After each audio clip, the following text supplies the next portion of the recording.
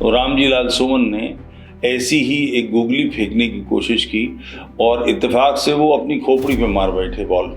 कोई अकारण काम नहीं होता, और अगर कोई अकारण काम दिखाई दे रहा है तो तय समझिए कि कोई बड़ा कारण है जो छिपाया जा रहा है। राणा सांगा को गद्दार बताया है। रामजी लाल सुमन इतिहास के जानकार हैं क्या, इतिहासवेत्ता हैं, इतिहासज्ञ हैं? ऐसा तो नहीं है। यहाँ पुनियानी जैसे कंजर भी मौजूद हैं जो इस किस्म की बेहुदा बातें करते हैं। ये एक दांव पेच है। इस तरह से चला गया है कि सपा की दृष्टि में, सपा के नेतृत्व की दृष्टि में वो आए और उनको कोई महत्वपूर्ण पद दे दिया जाए। अपनी तात्कालिक राजनीति के लिए इतिहास पुरुषों का अपमान करना, तिलक तराजू और तलवार, इनको मारे जूते चार, राजनीति शुरू हो गई।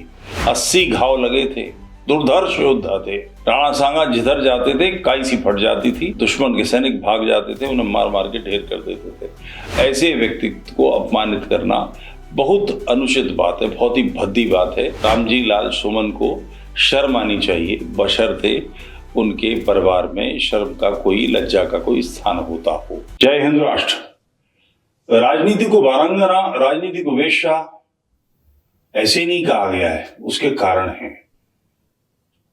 बहुत सारे मित्र राजनीतिक लाभों के लिए ऐसी बातें कहते हैं, बल्कि बहुत सारे संस्कृति के, धर्म के, देश के, राष्ट्र के शत्रु ऐसी बातें कहते हैं कि जिनको सुनकर समझ में आता है कि वेश्या क्यों कहा गया है।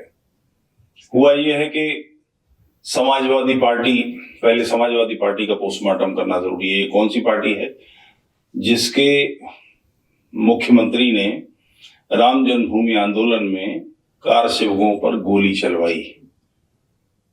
1990 में कार सेवकों पर गोली चलाई गई। मैं स्वयं था, सरयू की तरफ से थे हम पुल पर, भयानक गोलियां चलाई गई, हत्याकांड हुए, मार मार के लोगों को सरयू में डाल दिया गया। कोई अकारण काम नहीं होता, और अगर कोई अकारण काम दिखाई दे रहा है तो तय समझिए कि कोई बड़ा कारण है जो छिपाया जा रहा है। पूरा कैलकुलेटिव मूव था कि ये करेंगे तो उसके बाद मुसलमान वोट उनको मिलने लगेगा, और ऐसा हुआ कि उत्तर प्रदेश के अन्य क्षेत्रों में, बल्कि वहां के अलावा, समाजवादी पार्टी को वोट मुसलमानों के थोक में मिलने लगे। किया इसीलिए गया था कि राम जन्मभूमि पे जो कार सेवक हैं पहुंच रहे हैं, बल्कि दूसरा पक्ष भी सही है कि राम जन्मभूमि पर हिंदूवादी दल समझे जाने वाली भारतीय जनता पार्टी के लोगों ने धावा बोला इसीलिए था कि वहां संघर्ष होगा और उसमें मार पड़ेगी तो भाजपा की इमेज हिंदूवादी पार्टी की बनेगी। भारतीय जनता पार्टी के लोग जब जनता पार्टी से अलग हुए थे, बंबई में अधिवेशन हुआ था, वहां पर गांधीवादी समाजवाद की घोषणा अटल बिहारी वाजपेयी ने की थी। सन्न रह गए थे लोग। अपेक्षा नहीं थी कि भारतीय जनता पार्टी गांधीवादी समाजवाद करेगी। हम लोग तो गोडसेवादी कहलाते हैं, और ये हमारे लिए, कम से कम मेरे लिए, बड़ा गर्व का विषय है कि हम गोडसेवादी हैं। तो राजनीतिक मूव था, और उसके बाद 1992 में बाबरी कलंक से राष्ट्र का माथा मुक्त हुआ। ये धब्बा हमने हटा दिया। रामजी लाल सुमन ने उसी राजनीति पर चलते हुए, उसी पथ पर चलते हुए राणा सांगा को गद्दार बताया है। रामजी लाल सुमन इतिहास के जानकार हैं क्या, इतिहासवेत्ता हैं, इतिहासज्ञ हैं? ऐसा तो नहीं है। किसी इतिहासज्ञ से उन्होंने पूछा होगा, हो सकता है किसी से पूछा हो। यहाँ पुनियानी जैसे कंजर भी मौजूद हैं जो इस किस्म की बेहुदा बातें करते हैं। इतिहास के किसी भी जगह, किसी भी पृष्ठ पर यह अंकित नहीं है कि जिसके कारण राणा सांगा को गद्दार बताया जाए। घटना मैं बताता हूं आपसे। राणा सांगा पर यह आरोप लगा दिया जाता है वामपंथी इतिहासकारों द्वारा कि उन्होंने इब्राहिम लोदी को पराजित करने के लिए बाबर को बुलाया था। ये तथ्यात्मक रूप से बिल्कुल गलत है। कुछ जानकारी लेनी चाहिए। इब्राहिम लोदी क्या इतनी बड़ी सत्ता था कि बाबर को बुलाकर वो इस काम को कराते? इब्राहिम लोदी को 3 बार उन्होंने, राणा सांगा ने, पराजित किया। उसके बेटे को बंदी बनाया और अकूत धन उससे लिया बदले में, जिसे आप उस काल का व्यवहार कह सकते हैं कि राजा जब लड़ते थे तो दूसरों के नोबल्स को, दूसरों के जो एलीट होते थे, राजपुरुष होते थे, उनको गिरफ्तार कर लेते थे और उसके बाद उनको छुड़ाने के लिए धन देना पड़ता था। उस समय का सामान्य व्यवहार था। तो इब्राहिम लोदी को 3 बार पराजित करने वाले व्यक्ति को इब्राहिम लोदी का नाश करने के लिए बुलाने की जरूरत है? वस्तुतः इब्राहिम लोदी को पराजित करने के लिए, उसकी शक्ति नष्ट करने के लिए उसके अपने सगे चाचा ने बुलाया था। बाबर को इनवाइट उसने किया था। उसका पत्र इतिहासज्ञों को उपलब्ध है, इतिहास में दर्ज है। राणा सांगा का इतिहास, ये राजवंश 800 वर्ष से अधिक समय तक चित्तौड़ में राज करता रहा है। कम भी गणना करें तो 1 करोड़ से अधिक लोग इसने मारे हैं या बलिदान हुए हैं।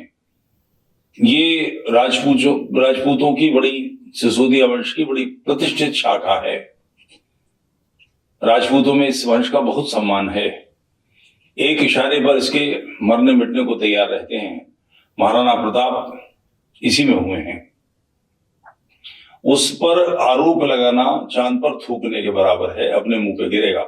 मगर रामजी लाल सुमन को तो ऐसी बात कह के कि उन्होंने हिंदू प्रतीक को अपमानित किया, क्योंकि राणा जी का वंश हिंदू विचार के लोगों में बहुत सम्मानित है, तो इसलिए कि उसके कारण से इस्लामी राजनीति उनको फेवर करने लगेगी, उनका पक्ष लेने लगेगी, उनको वोट मिलने लगेंगे। ये एक दांव पेच है। इस तरह से चला गया है कि सपा की दृष्टि में, सपा के नेतृत्व की दृष्टि में वो आए और उनको कोई महत्वपूर्ण पद दे दिया जाए। मगर क्या यह आवश्यक है? अपनी तात्कालिक राजनीति के लिए इतिहास पुरुषों का अपमान करना? महाराज राम पर भी इस किस्म के बेहुदा आरोप लगते रहे हैं।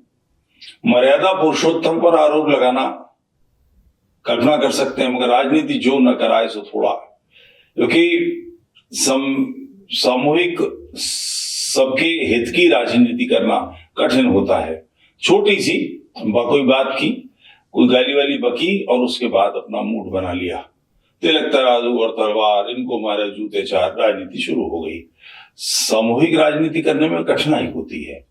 संपूर्ण समाज की चिंता करना कठिन काम होता है। छोटे छोटे वर्गों में बांटकर अपना काम साधना, अपनी, चूंकि राजनीति करने का मतलब मूलतः अपने आप को चमकाना है, अपने पैरों को छूना है, सारी धाराएं में ही समुद्रों मुझे समाए, इस मानसिकता के साथ काम करना है। तो रामजी लाल सुमन ने ऐसी ही एक गोगली फेंकने की कोशिश की और इत्तेफाक से वो अपनी खोपड़ी पे मार बैठे बॉल। राणा सांगा के बारे में इस किस्म की बेहुदा बातें वामपंथियों ने फैलाई हैं और वो झूठ अब खुल रहे हैं। बाबर कभी भी इतना शक्तिशाली नहीं था कि राणा सांगा को पराजित कर पाता। पानीपत का संग्राम छोटी मोटी मुठभेड़ों जैसा था। असली लड़ाई खानवा के युद्ध में हुई थी, जो युद्ध 12 घंटे चला था और जिसके शुरुआती 3 घंटों में 2 लाख लोग मारे गए थे। दोनों से राजपूतों ने संहार किया था, बिल्कुल आखेट किया था, शेरों की तरह हिरणों का। वो युद्ध था जो इतिहास का बड़ा युद्ध है।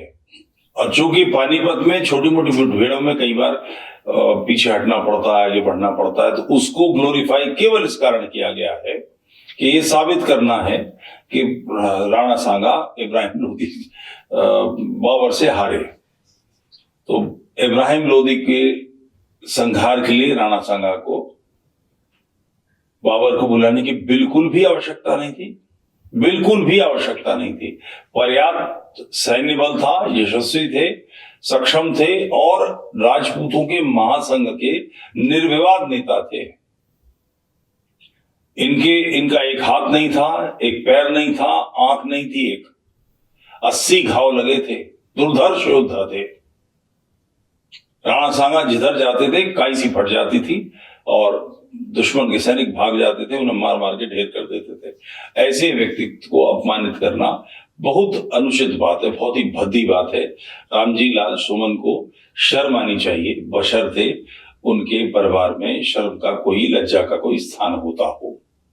जय हिंद राष्ट्र।